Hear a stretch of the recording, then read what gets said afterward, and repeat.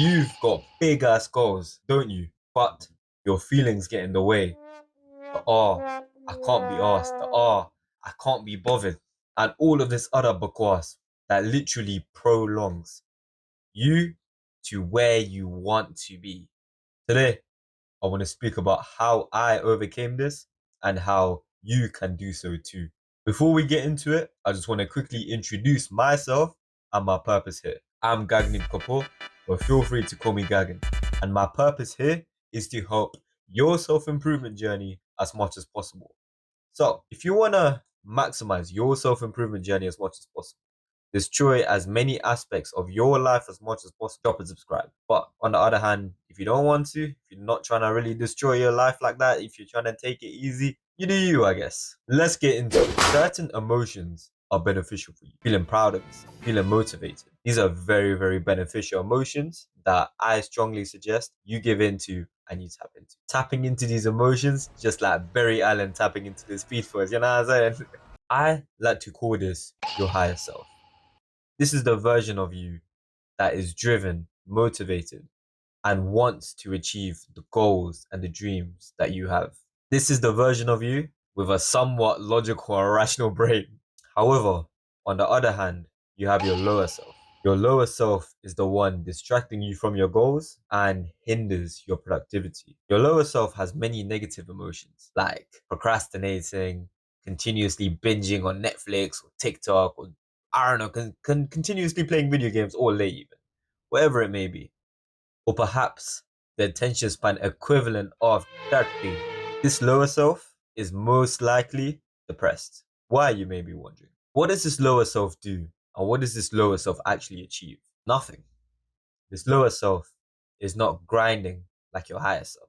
Because I can guarantee you, you'll be depressed. Because if not for these goals, what else will you be actually doing with your life? I know after a few days, you probably think to yourself, what am I doing with my life? When you're this lower self. That higher self is literally just trying to tap in and overpower that lower self. Overpower that lower self, or as David Goggins like to say, that bitch self. So now we've established the difference between the higher self and the lower self. In the nicest way possible, your higher self is a winner and your lower self is a loser. The alternative to you not putting a work is literally you being a loser. You really want to be that 50-year-old with no cars, no house, no anything, and more importantly, no family, no relationship. So now that we've established the difference between how your higher self thinks and how your lower self thinks, you're probably wondering, 𝐾𝐾𝐨𝐬, how do I tap into this higher self? I want to achieve my goals and my purpose.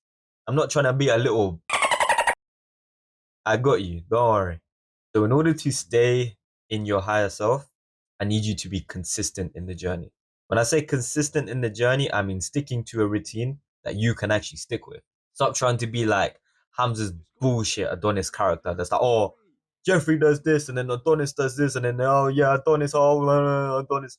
No, what I want you to do is tailor your self-improvement towards your lifestyle. Slowly increase the hours. Slowly increase the gym workouts. Slowly increase your productivity. Don't go all in at once. That's the stupidest decision you will ever make. Just like in a video game. GTA 5, for example, we've all played it.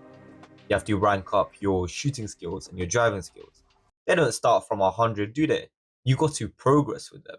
Same way on the self-improvement journey, you're progressing with every single aspect of your life. You know what I'm saying? So now, I want to question you. What self do you want to be? What do your current daily habits lead to? What will it lead to? Are you tapping into your higher self or your lower self? Does your higher self achieve your goals and purpose? Or are you just tapping into your lower self every day? Now that you've understood the results and the consequences of both your higher self and your lower self, I want you to make the right decision.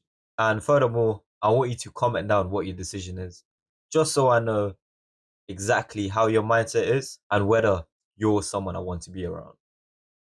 As usual, I want to thank you for watching this video, and I also want you to thank yourself for watching this far through and being open to learning a new perspective. Subscribe if you're new, but you may be wondering, 𝐾𝐾𝐨𝐬, why should I subscribe? Why? So I can help your self-improvement journey as much as possible in every aspect of your life. So if that sounds like something you want to do, if that sounds like you want to destroy your life, hit the subscribe button, drop a like and a comment if you found value, drop a dislike if you didn't. The buttons are there to use. And yeah, I'm gonna catch you in the next one. There are nexuses, causal relationships that cannot be separated.